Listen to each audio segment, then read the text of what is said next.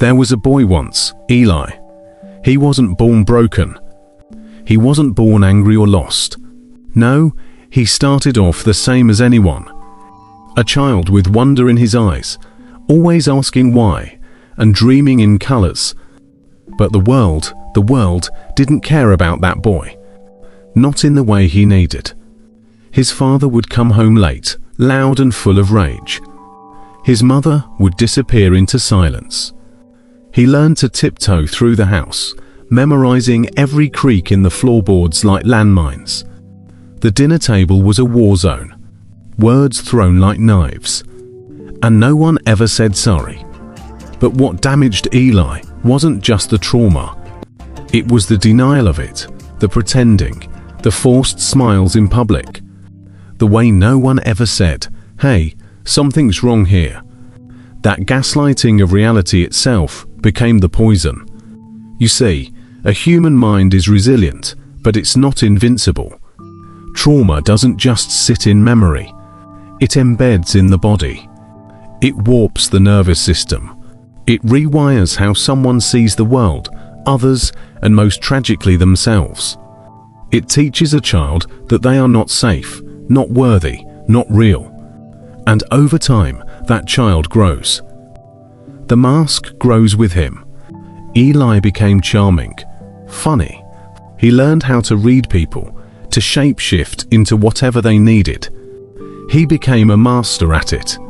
And yet, underneath he was empty, hollow, like a room abandoned after a fire. Walls still standing, but the soul gone. That's what unprocessed trauma does. It splits the self. Carl Jung once said, "The greatest tragedy of the family is the unlived lives of the parents." Eli inherited that tragedy, not just in genetics, but in the silence, in the suppression, in the cold legacy of emotional neglect. He didn't go crazy in a flash. It started with the insomnia, the feeling that something was always wrong, even when everything seemed fine. Then came the paranoia, the rage, the self-hatred. He couldn't trust anyone, not even himself. Relationships turned into landmines. He'd push people away and then beg them to stay. Love became a battlefield where he played both soldier and saboteur. He tried therapy once, told the therapist he couldn't feel anything anymore, that his dreams didn't make sense, that sometimes he would look in the mirror and not recognize the man staring back. They told him it was anxiety, depression. But labels couldn't touch the real monster, the buried pain he never learned to speak. Because when trauma is ignored, it doesn't disappear. It hides, it fears, it waits. And one day, it comes out. Maybe in a breakdown, maybe in addiction, maybe in the sudden silence of someone who used to laugh the loudest. Eli began talking to himself. Not just random thoughts, but conversations, arguments, screams. He'd walk past mirrors without blinking. He started carrying a notebook, scribbling thoughts that made no sense to anyone else. Friends said he changed. But the truth, he was always like this. He just ran out of energy to hide it. That's what no one tells you about going crazy. It's not madness, it's exhaustion. It's the soul giving up the performance. When a person has spent their whole life suppressing their wounds, their fears, their trauma, eventually the psyche fractures because the human mind is not a machine. It's a fragile tapestry of memories, emotions, beliefs, and meaning. When too much of that tapestry is soaked in pain and silence, it begins to tear. Eli started believing the voices, started seeing symbols in places that made no sense. He called it patterns. He thought the universe was speaking to him directly. Not metaphorically, literally. Every radio ad, every glance from a stranger, every flicker of light in a hallway became a message. What was really happening? His mind, starved of order, was creating meaning in the chaos. It was trying to make sense of what had never been resolved. That's the cruel trick of unresolved trauma. It doesn't let you rest. It doesn't let you forget. It disguises itself as anxiety, anger, even mystical insight. But behind all of it is a child screaming, "Please notice me. Save me. Help me." But by then, it's too late.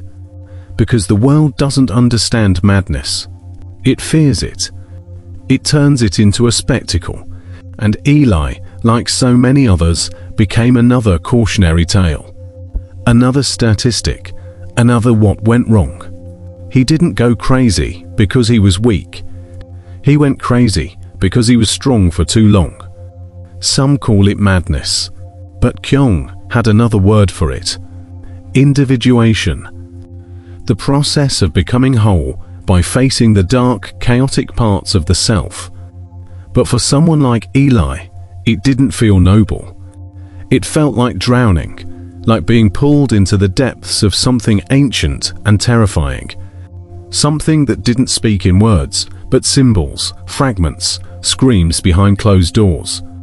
Because here's the truth. You don't just lose your mind one day. It happens slowly, like a soft crack in a mirror that spiderwebs over time.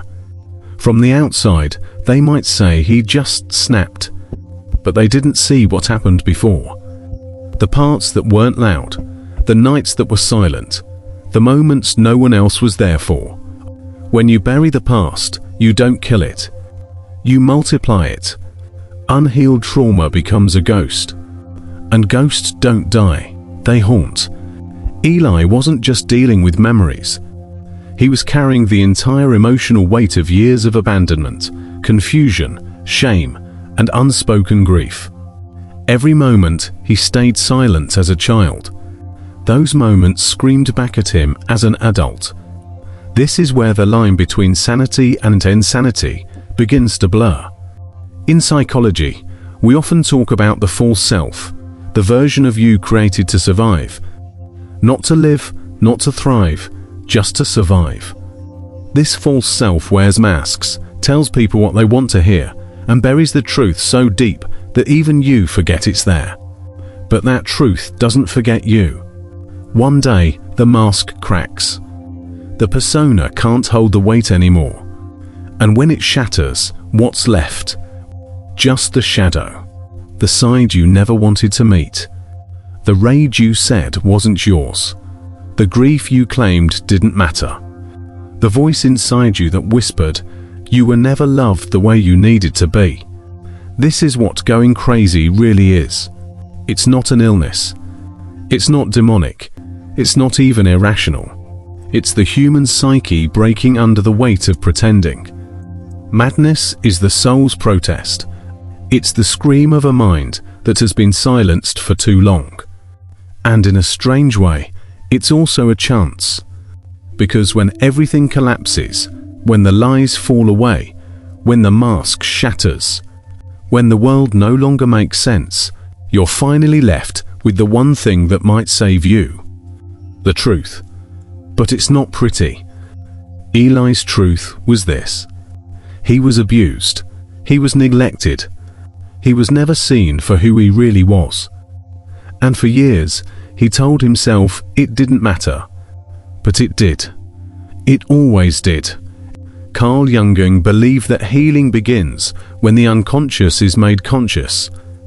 That the very act of looking at your darkness, not running from it, is the beginning of redemption. But here's the hard part. Looking at your past means feeling everything you worked so hard not to feel. And that's terrifying, because beneath the numbness, beneath the madness, is something even scarier.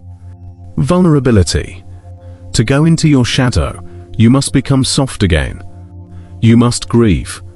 And grief is a kind of death. Eli began to write, and not for clarity, not even for healing, just to get it out. The pages were chaotic, scribbles, drawings, sometimes just the same sentence repeated 50 times. I didn't deserve this. That sentence changed him, not because it gave him peace, but because it gave him permission. Permission to finally be angry, to be sad, to feel, And in that, he found something he hadn't touched in years: hope. Healing doesn't begin with motivation or a positive mindset. It begins with honesty. And honesty begins in pain. Eli began therapy again. But this time, he didn't try to be impressive. He didn't try to be smart or spiritual. He just wept for everything. For the child who grew up too fast. For the adult who never felt safe. For the madness that made sense once he stopped running from it. He wasn't cured, but he wasn't lost anymore. He learned that madness was never the enemy. It was a message, a cry for attention from the parts of himself that had been locked away. And when he finally opened the door, those parts didn't attack him. They thanked him because now he was finally listening. If you've ever felt like you're going crazy, if the world feels too loud and you feel too broken, know this: you're not broken, you're buried. And healing is not becoming someone new. It's remembering who you were before the pain taught you to forget. How do you begin? Start with silence. Not the numb silence of disconnection, but the sacred silence of listening. Write, scream, walk, cry, but do it consciously. Do it without shame. Read books that go beyond symptoms. Books that dive into the unconscious. The Body Keeps the Score by Bessel van der Rijck. Owning Your Own Shadow by Robert A. Johnson. The Drama of the Gifted Child by Alice Miller. Man and His Symbols by Carl Jung. These aren't just books. They are mirrors. They won't give you answers, but they will give you permission to ask the real questions. And most of all, don't heal to be perfect. Heal so you can be real. So you can look at the mirror and recognize the one looking back. Because the world doesn't need more masks. It needs more people who have survived their shadow and come back with